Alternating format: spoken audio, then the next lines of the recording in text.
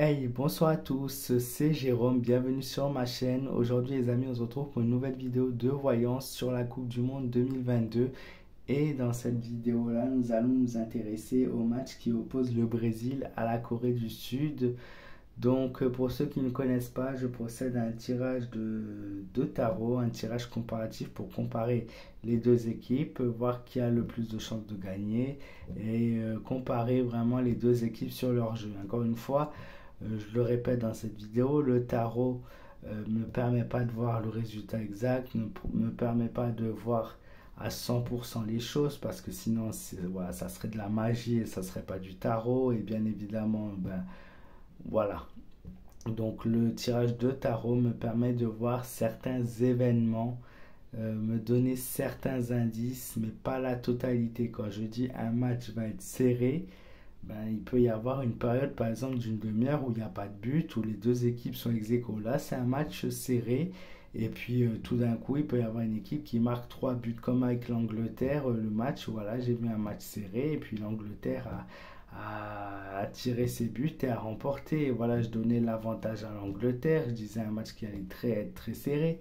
Mais maintenant, voilà, vous pouvez voir, donc ce sont des indications de ma part, ce sont des ressentis, mais quand je vous dis un match est serré, un match, voilà, c'est avant tout, c'est ce que moi je pense par rapport à mon jeu que j'ai tiré, mais bien évidemment, ça ne veut pas conclure qu'il y aura 0-0 ou il y aura, voilà, mes cartes me donnent des indications seulement. Je précise parce que beaucoup se permettent de juger mes tirages sans forcément connaître le jeu du tarot.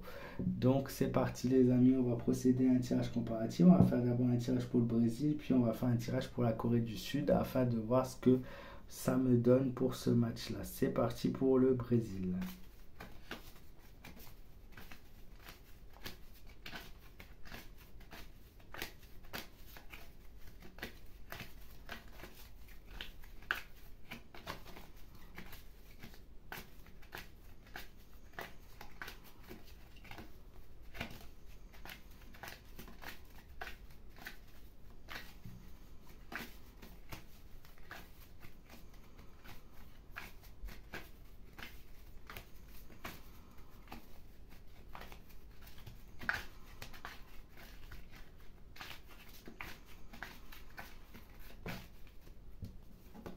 Alors, Brésil, on a la carte du soleil qui est tombée, qui indique déjà un match positif. Voilà, l'espérance, le soleil montre quelque chose de positif pour le Brésil.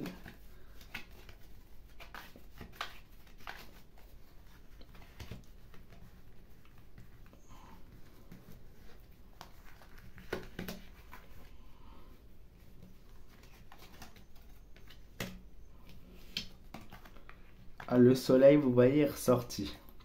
Maintenant, ce qu'il y a, c'est qu'on a le mât qui est le symbole de l'inconséquence, de la folie, du départ.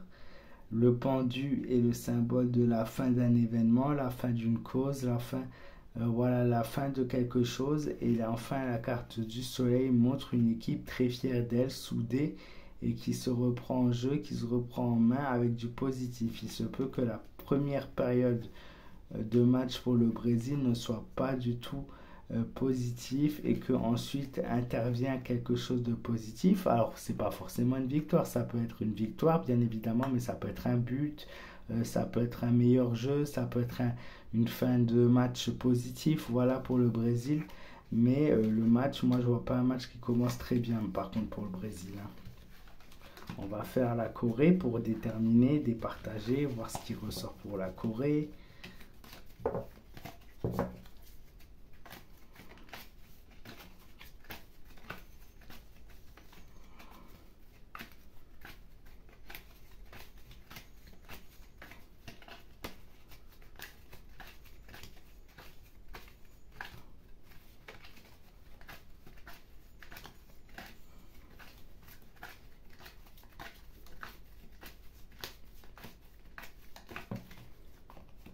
La Corée, vous voyez la carte qui s'est retournée là à l'instant, c'est la roue de la fortune, pas mal de chance, pas mal de changements également, pardon, pas mal de changements dans ce jeu.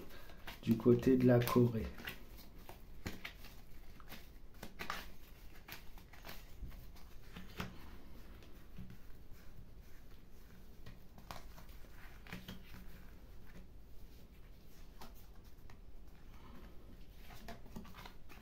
L'hésitation au début du jeu pour la Corée. L'empereur, la bonne défense, une très bonne défense. La carte de la mort, le changement, la fin, la transformation, le doute, la peur aussi également. On a un match mitigé du côté de la Corée également. Le match, alors certes, du Brésil n'est pas bon du tout au début, puisque peut-être la Corée va surprendre en début de match. Maintenant, je vois pas non plus de victoire, je vois beaucoup d'hésitation sur le jeu de la Corée. Pas beaucoup d'attaques non plus. Le Brésil qui aura une plus grande possession au niveau du ballon. Ouais, l'amoureux montre vraiment trop d'hésitation au niveau du jeu. Pareil, un problème, un souci dans la composition de l'équipe de la Corée. Même si elle débute bien son jeu, elle va bien attaquer elle va bien attaquer, elle va bien être sur la défense au début du jeu. Elle va montrer même, elle va surprendre le Brésil, mais ne fera pas forcément le travail. Il y a beaucoup de choses, et beaucoup d'erreurs, beaucoup de craintes du côté de la Corée pour que je voie la Corée voilà, réussir. Alors vous voyez, sur mon autre vidéo, sur ma Japon-Croatie, je disais que j'avais un ressenti. Avant d'avoir fait même les tirages, j'avais un ressenti pour une des deux équipes qualifiées asiatiques. Et pour le coup, le tirage du Japon a été beaucoup plus positif. Et pour le coup, pour la Corée, le tirage était beaucoup plus négatif. Donc, avant que je fasse les tirages, vous voyez que j'avais ce ressenti pour une des deux équipes. On verra si je me trompe pas. Moi, je vois une des deux équipes qualifiées. Une des deux équipes asiatiques qualifiées. Maintenant, voilà, pour moi, le Brésil reste vraiment très fort. La Corée a certes fait la surprise, mais le Brésil, sur le plan technique, sur le plan de jeu, ils sont largement au-dessus. Donc, à moins qu'on ait vraiment une très grosse surprise, ce qui n'est pas ressorti dans mon tirage, le Brésil devrait se qualifier pour la suite de cette Coupe du Monde 2022.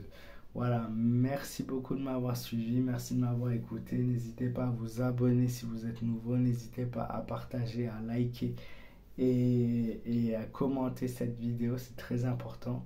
Et moi, je vous dis à très vite pour de nouvelles vidéos de voyance.